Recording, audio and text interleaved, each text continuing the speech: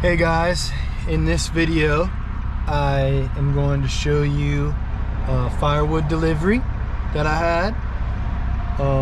Make some quick money and some tips and tricks on what you can do if you're looking for some extra stuff, extra money and stuff like that.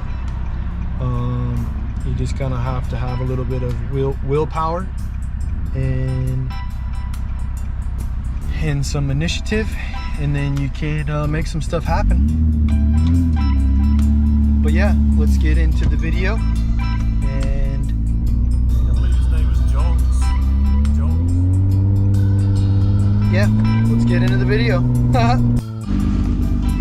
Okay guys, I got a little firewood delivery. This is pine, so outdoor, burning.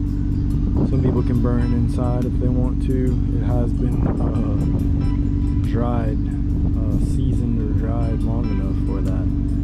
So then I'm delivering that. And then I also quick interjection here. I just want to be clear. I'm not saying to burn pine inside. What I'm saying is if it's dry enough, you can possibly burn pine inside. Now, are you risking factors? Possibly. You're risking factors burning wood inside at any time. Every wood contains creosote. It just depends on the amount of creosote.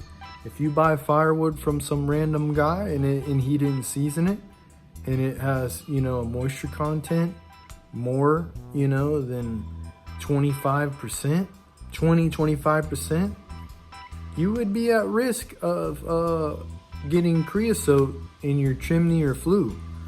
So burn wood inside at your own risk, guys. This is not saying for you to do, go buy pine and burn it inside, but there's a lot of people who that's all they have. So figure out what works for you and do that. Thank you. Bye-bye.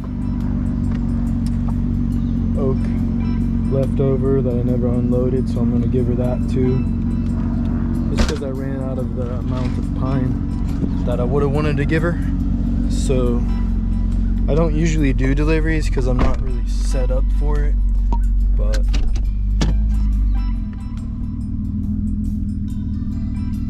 it is what it is. Sorry, I was reading the text there. But I'll catch back in with you guys. Hope you guys are having a beautiful day. Take care. That's a big boy right there on the road. Look, firewood. I'm gonna have to come cut that up, guys. Wow. What a day. Okay guys, I'm finished with my firewood load. It was kind of a small load. And I explained, how much wood it would be for the customer. Probably about a small truck bed worth of wood. I think I measured it. It measured at, what was it? It was like almost 50,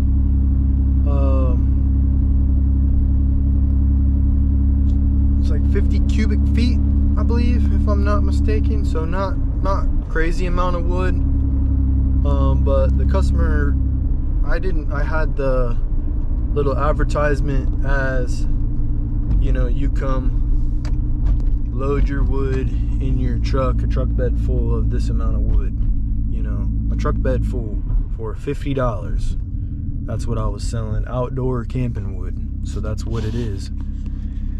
So that being said, the customer, was like, hey, can you come deliver? And I'm not really, I can deliver, but I'm not really, there's a lot of factors. Like, do you have, which this customer had a steep hill. Do you have a steep hill? Do you have, is it in the back lawn? Do you have to use a wheelbarrow? Can I back up to it? So there's a lot of factors. Where do you want it stacked? You know, then you get into people not knowing, you know, how much wood to expect. So maybe they want to fill up, you know, maybe their wood pile thing is 2 face cords, but you're only delivering a face cord, you know. Then they're like, what's going on? You're jipping me or something. So I always try to make sure, like, hey, this is the amount that you're getting. You know, you're getting this, and then I also threw in some oak to sweeten the deal. And the lady was super happy. I also stacked the oak on the porch, which was not a part of the deal, but she gave me extra. So we ended up making a total of $100 today. And around here in Georgia, people don't deal with pine. So, you know, the opportunities are out there if you just want to do the work. So today I wanted to do the work, and then I took the opportunity and I made something happen, and then it pays off. And then now I might get a customer. The customer may need a future cleanup for her lawn. She has a kind of natural looking lawn that has a lot of limbs and stuff, so she doesn't really want to pick them up. So she said, I would way rather, you know, pay someone than pick it up. That's where my service would come in. So we're making connections. So that's what it's about. So just always remember that there's always stuff you can be doing. There's always stuff,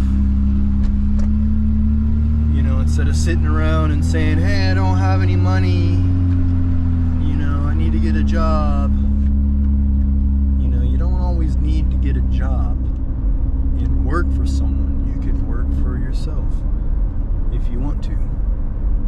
Just depends on what you want to do. Now, this type of work is not for everyone. So I just wanted to share that little experience. And I'm not running a firewood business, guys. Like, I just do this for fun. You know, I like to split wood, I like to do that. But now it's really kind of got me thinking I could probably run a little business with it, you know. So, hey guys, look at this. Don't blow your clippings and junk into the sewer. Blow it in the yard. Quick tip of the day.